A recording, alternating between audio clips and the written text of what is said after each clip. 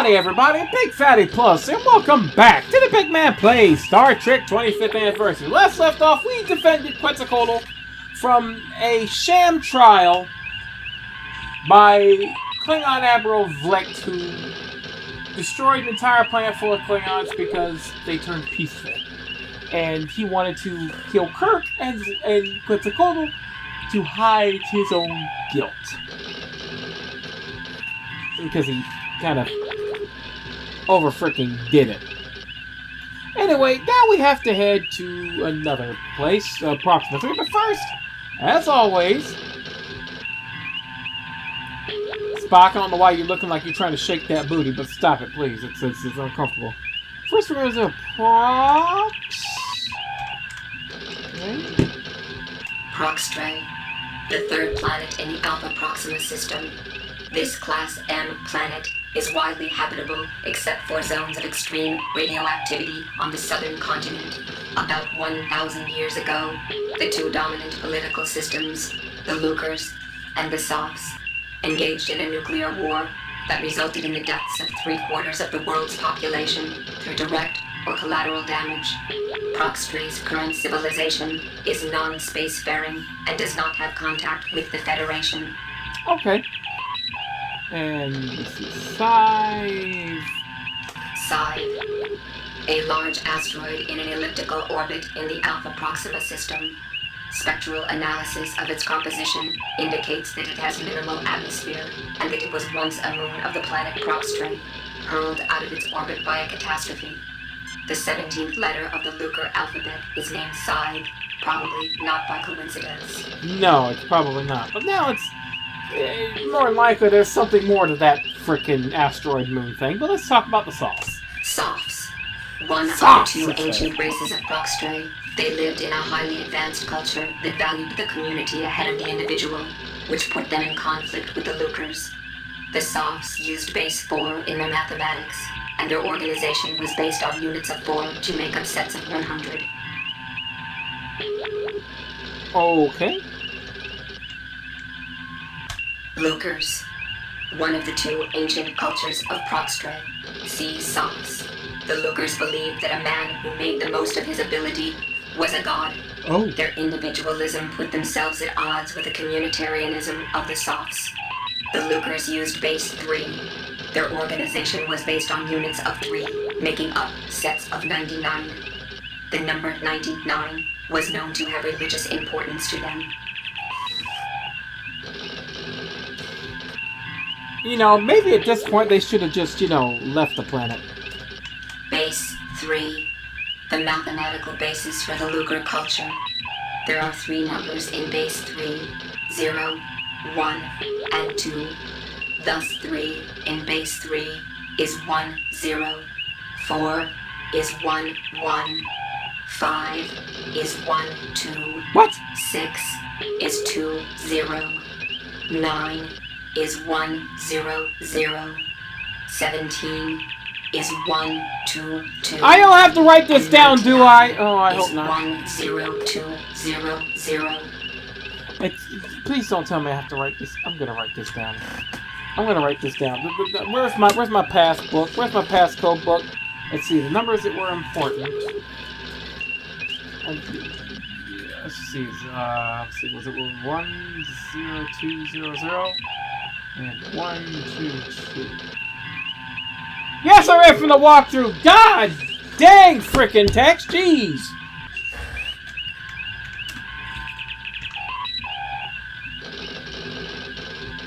Topic not available, Captain. Base 4, the mathematical basis for the Sophs culture.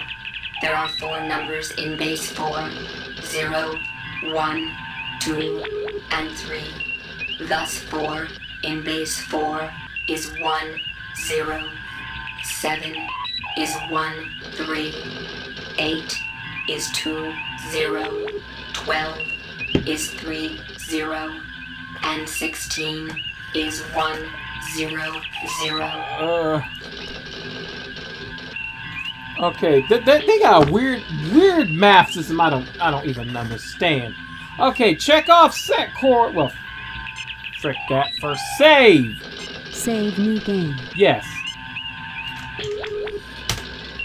Check off. Now we shall set course to Proxima, Alpha Proxima, which is number 12 on the map, which is this one.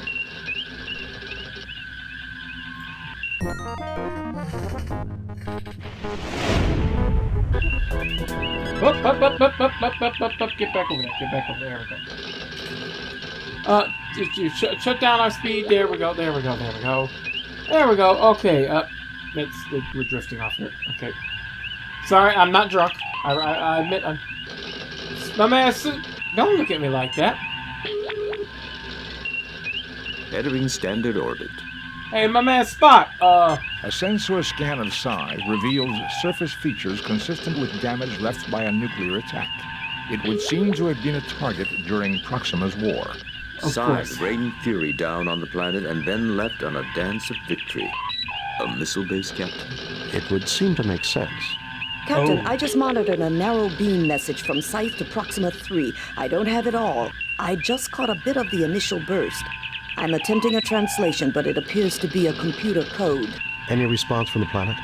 The Proxtrites will not have the equipment necessary to understand and reply to that code for another 25.6 years at their present rate of development. Oh, crap. Well, let's, Spock, come with me. Mr. Scott, you have the con. I swear to God, I think... Everybody says that the first officer is Spock, but I think it's Scotty the way he gets me in command all the time. Mr. Scott wishes to speak with you. Mr. Scott? Aye, we've had some slight problems with the transporter. Don't tell me that. We didn't notice anything beaming down. Just a glitch in the main transporter program. Mr. Kyle is loading a backup and we're performing tests. The transporters will be down for about an hour. That will still give us plenty of time, Scotty. I know. I have the lads in engineering doing a complete overhaul of the ship's systems. Good, Mr. Scott. I'll keep you posted. Kirk out. I don't... Save new game. I don't trust this some shenaniganery going on around here. There's some shenanigans. Okay, Mr. Spock, could you start scanning every goddamn thing, please? Large quantities of atmosphere are being circulated through these rocks. I would guess there are storage units within this satellite which are constantly replacing the atmosphere that is lost because of this moon's weak gravity. Which means that this moon might still be inhabited, Mr. Spock. We have detected no signs of life, Captain, but the possibility does exist. The rocks have a high quantity of triphosphorus silver in them. Silver? What the hell does that mean? I cannot get readings from this range, Captain. But if we do not hurry, there will be nothing left to get a reading on. As expected, Captain, the source of power emanations lies beyond that door. A power source that has lasted millennia and endured major catastrophes. That's fascinating, Mr. Spock. Do you have Vulcan blood, Ensign? No, sir. Boy, if you do, McCoy ain't gonna like you. Well, why should I be scared? Wait. It's what I was afraid of, Jim. The thin atmosphere of this moon doesn't provide enough protection from cosmic rays. We shouldn't stay here any more than a few hours. Oh.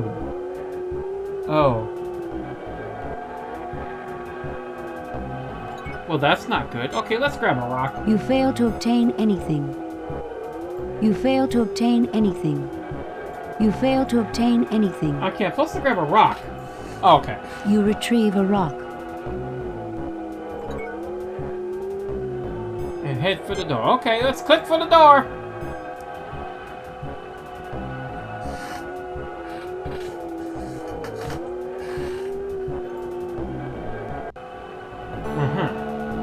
Captain, I'm afraid we've got a wee problem here. What is it, Scotty? There is some sort of virus in the main computer. Our phasers and tractor beams have been disabled, and there's no way we're getting them back in 3 hours. There goes our backup plan. Do what you can, Mr. Scott. Aye, I will, Captain. I may yet have a trick or two that I can pull, but don't count on any miracles. Isolate that virus. That's your number one priority. That it is, Captain. We'll keep you informed. Scott out.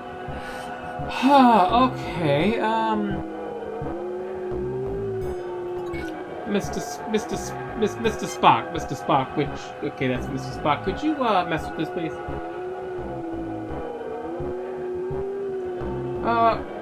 Okay, and of course we'll use. Oh.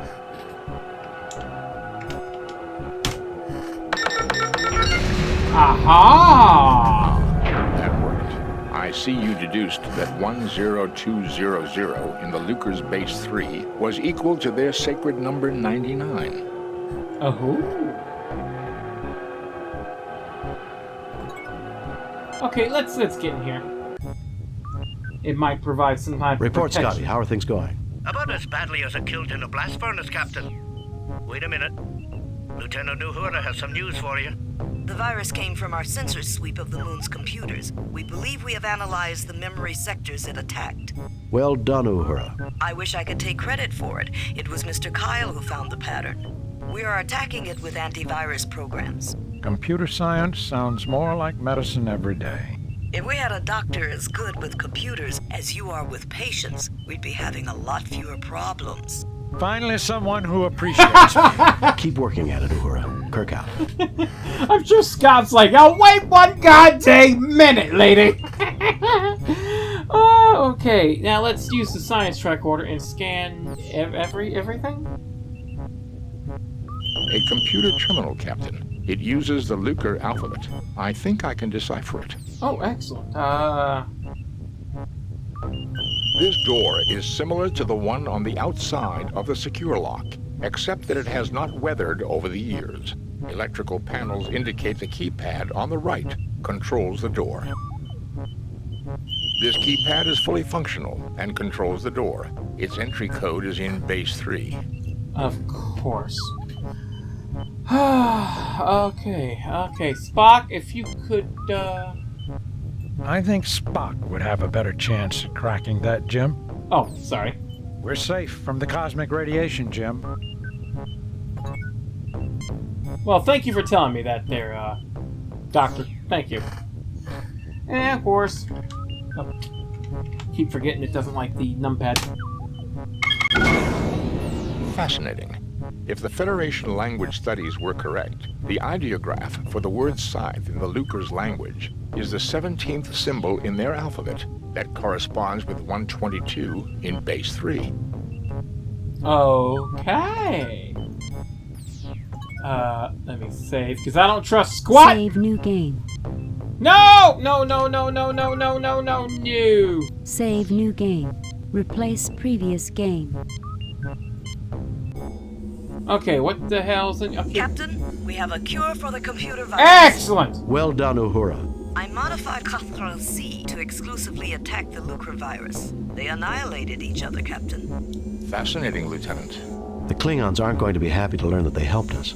How about the phasers and tractor beams? We may get the tractor beams online in time, Captain. I'm afraid even the backup phaser transmission codes were affected. We could destroy some missiles manually, but if this complex decides to launch more than 10 missiles at a time... Understood. The ball is in our court. We'll give it our best shot. Kirk out. No one plays baseball, but yet you're talking about basketball. Okay, Okay, God dang it.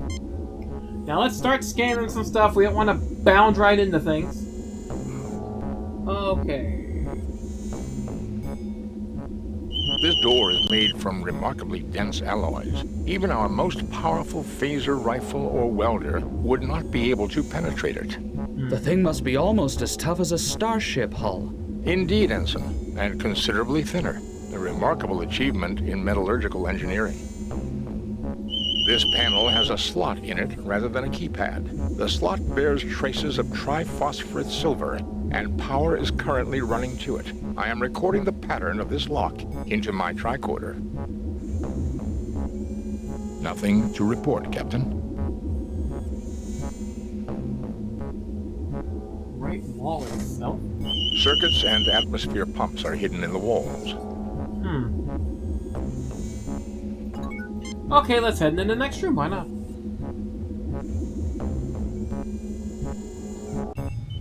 Oh, okay. Can't say I like the decor. The Lucres did not leave behind many examples of their architecture. I can see why.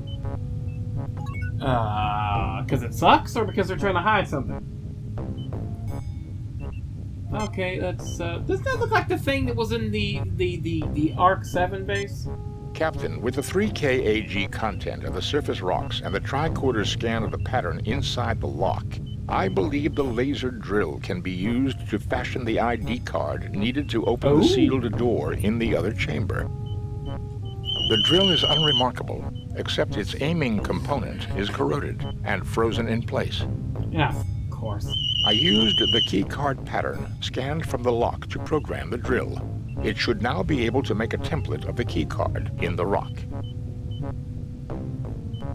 Yeah, but the things... Yeah, let's see, maybe I can mess with A this. closed box sits on the floor. Hey, let's play with this box. Open it. You motherfucker. What's in here? This box contains old wire and connectors. Okay, I guess we get the wires and connectors. Okay, what am I supposed to frickin' do with this? It looks like rocks. Okay. Connectors. Okay, use Spock on the console.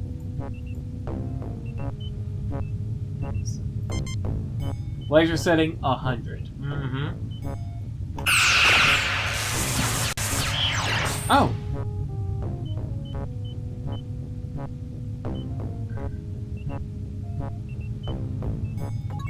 Oh, okay, I see what's going on here.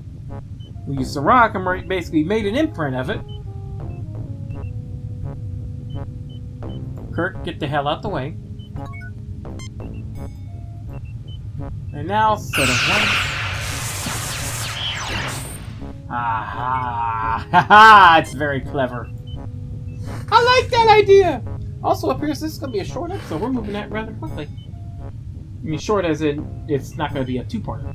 I'm going to say first because I still don't trust. Save new game. Replace. I don't trust nothing! Okay, let's go use the passcard.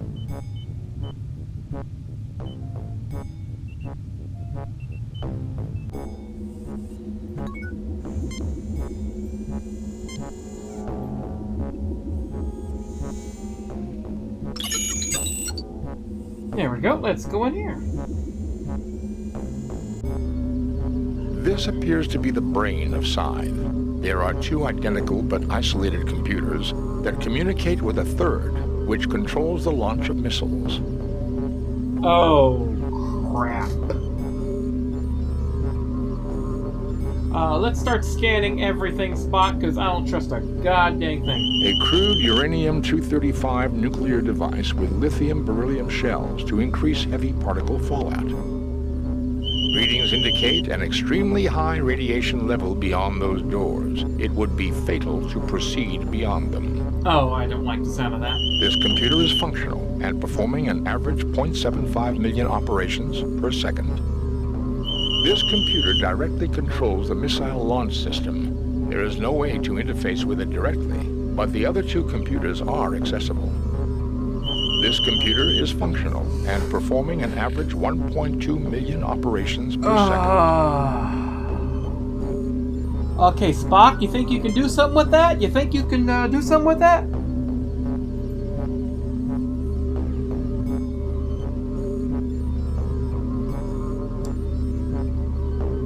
Welcome to Side Operations Center, Alpha Unit. Estimated time to optimal launch range is 3.21 hours adjusted. Ah, crap.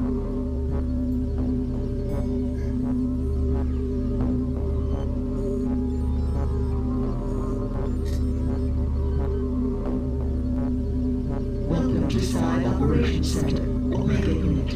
Estimated time to optimal launch range is 1.31 hours adjusted. Ah, crap! Captain, something is wrong with the computers. They may be twins, but they are not identical. It appears they are out of sync, Captain. I have to assume the Alpha unit has a virus, which is using up an incredible amount of computing time. They report different optimum launch times, which is right. Given the elliptical orbit Well, and the range at which they will pass Prux Street, The Omega unit is correct, but the window is very narrow. A variation of minutes will mean the missiles run out of fuel and fall harmlessly into the sun. Can you reprogram the Lucas computer to give us that time, Mr. Spock? Reprogramming an old alien computer is not simple, Captain. The odds against success are 10,221 to 1 against. Really? Too bad old Omega here couldn't just take a sick day and miss the firing. Because the two machines are isolated, the virus did not spread from one to the other. If we could only bridge them. Oh. Okay, well then let's see here. Let's use this on the left one. The connector snaps into place. Now use Spock. On the right, let's see here.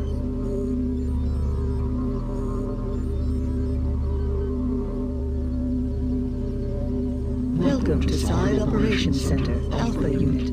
Estimated time to optimal launch range is 3.21 hours adjusted. Okay, now if you could just fix that there, Spock, that would be great.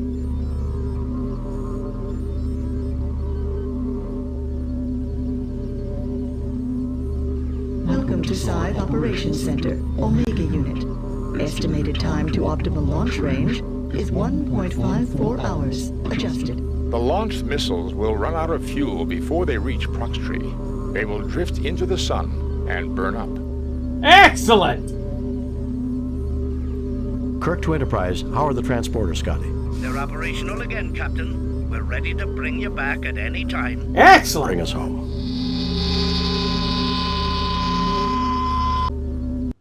Couldn't we just torpedo the base? Whatever. Message from Starfleet. On screen, Lieutenant. We have read your report on the problems at Proxima 3 and evaluated What? performance at 96%. That should have been 100! Received 3 commendation points. The top brass at Starfleet are impressed. Outstanding work, Jim. Hard to believe that Earth came so close to the brink itself. Vulcans, too. Both, in the end, looked into the abyss and came to the only logical conclusion. Logic? Humans? I'm dreaming, Jim. Sometimes it is harder and braver to make peace rather than war. Sounds like emotion had its part to play in a positive sense, too.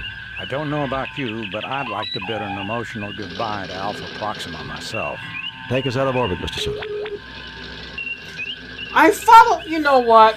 I'm not even gonna argue. Vengeance. Oh, I can pause it here. Excellent. So, we saved the Proxima system from an ancient missile system that they had made years ago, and it was about to fire again. Why couldn't we just wait till our weapons were online and torpedo the dang thing so it wouldn't fire? I mean, was it going to fire all of its missiles? Or just a few? Doesn't matter! We've non-violently... We should have just torpedoed it. Should have just blew it up. Whatever. But, who wants vengeance and what's going to happen? Find out next time on The Big Man Plays Star Trek 25th Anniversary. Tell us, Big Fatty Plus, sayonara. And I'm going to tell you right now, this is one point where weapons would have worked very well. I mean, we delayed, we fixed it so the missiles flew harmlessly into the sun, but, you know, I think it would have been better to blow up the whole thing. That way, you know, they wouldn't have to worry about it ever again. You know, Prime Directive be danged and all.